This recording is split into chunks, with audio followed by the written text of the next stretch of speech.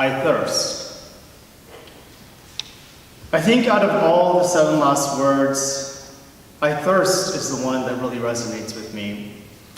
And it's not because of some theological explanation that I read or some kind of commentary that I read. It's because of Mother Teresa. When I read Come Be My Light, I realized Jesus crying out in his physical pain for thirst was not for what we thought it was, for water, but thirst for souls. Mother writes, he spoke of his thirst, not for water, but for love, for sacrifice. Now, it's easy for us to look at Mother's example and think that in order to quench Jesus' thirst, we just have to convert so and so many people. Brothers, this is a dangerous mentality. To show how dangerous this is, I'm using a very crass metaphor, which is you're sort of reducing Mother Teresa to the video game Pac-Man. Where Mother, you're just eating as many dots as you want and cherries. This soul, that soul, this soul. Look at all the souls that I have for you, Jesus. Look what I did for you, Jesus. Brothers, this simplistic notion is hiding an underlying fact. The fact, the reality, the deep-seated and unconscious tendency in our thoughts, words, and actions is that we love, but under one condition. You give me something in return.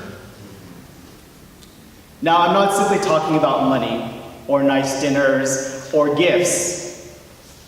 When we help someone or do something nice, we expect a thank you. When we go out of our way to be nice to somebody, we expect kindness in return.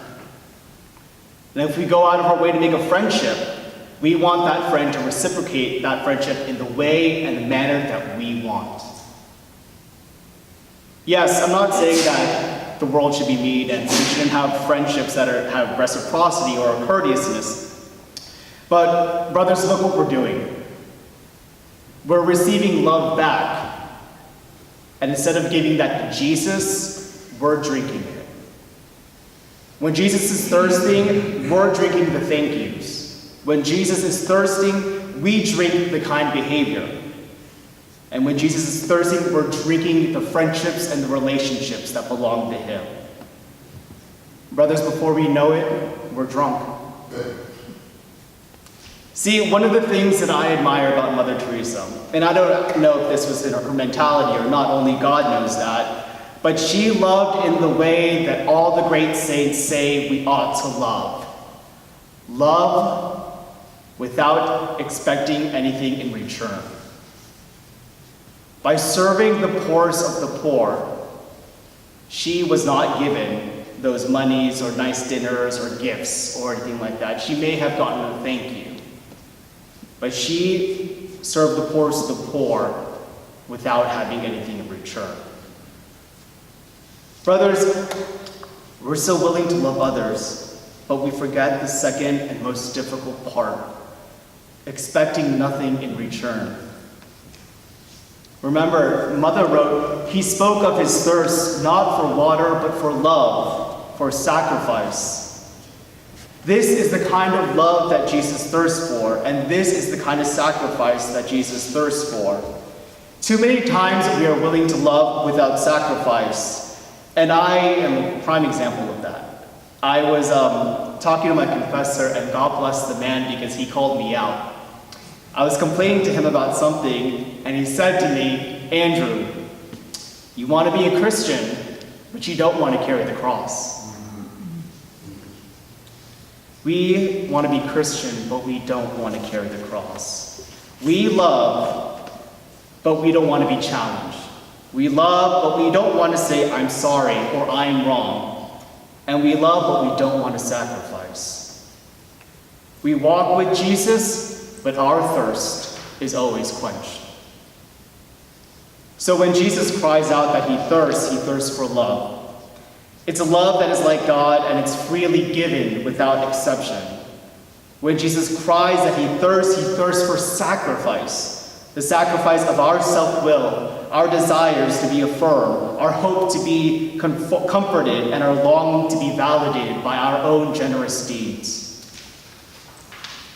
Brothers, Jesus does not just thirst for the souls of the poorest of the poor.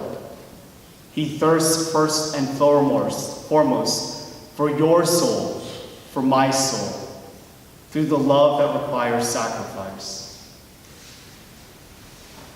And in closing, the other reality is that we thirst for Jesus too. It's evident in the Psalms, it's evident in our desires for affirmation, for consolation, for anything that'll satisfy us. We're thirsting constantly every single day, and we're getting distracted by it. One of the beautiful things that I've ever read was the Confessions by St. Augustine. And in it, there's a longing, there's a panting, there is an earnest, fervent desire for Jesus.